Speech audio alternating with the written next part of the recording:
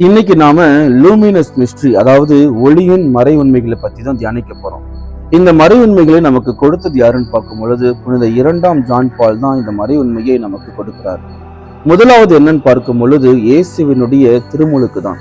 இந்த திருமுழுக்கு நமக்கு எதை நினைவூட்டுகிறதுன்னு பார்க்கும் பொழுது, வானம் பிளந்து இதோ என் அன்பார்ந்த மகன், இவன் பொருட்டு நான் பூரிப்படுகிறேன்னு சொல்லிட்டு யாரெல்லாம் திருமுழுக்கு பெறுகிறார்களோ அவர்கள் ஒவ்வொருவரையும் பார்த்து ஆண்டவர் கூறுகிறார்.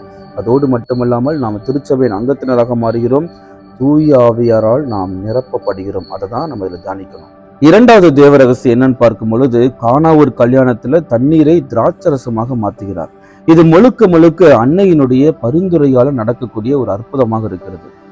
தண்ணீரிலிருந்து ஒயின் எப்படி வந்துச்சோ அதே மாதிரி பாவ நிலையிலிருந்து நாம புனித நிலைக்கு மாறுவதற்கு அன்னை மரியாள் நமக்காக பரிந்து பேசுகிறார். நாம முயற்சி பண்றோமா? சிந்தித்து பார்க்கணும்.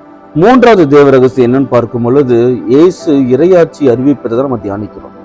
இறையாட்சி அறிவிப்பது வெறும் குருக்களுடைய கடமைகள் மட்டும் கிடையாது, திருமுழுக்கு பெற்ற ஒவ்வொரு கத்தோலிக்கருடைய பொறுப்பாக இருக்கிறது. அதை நாம உணர்ந்து செயல்படணும். நாலாவது தேவ ரகசியம் என்னன்னு பார்க்கும் பொழுது, இயேசு தாவூர் மலையில் உருமாற்றம் பெறுகிறார். நாமும் நம்மளுடைய பழைய வாழ்க்கையிலிருந்து புதிய வாழ்க்கைக்கு கடந்து செல்ல முயற்சி பண்ணணும். இயேசுவை நாம் எப்ப பின்பற்ற ஆரம்பிக்கிறோமோ நாம விண்ணகத்திற்கு செல்லும் பொழுது புதிய மனிதர்களாக நம்ம செல்வோம். அதுதான் இந்த 10 மணியில நம்ம தியானிக்கணும். இந்த 5வது தேவ ரகசியம் என்னன்னு பார்க்கும் பொழுது, இயேசு இரவு உணவின் போது நற்கருணையை ஏற்படுத்துகிறார்.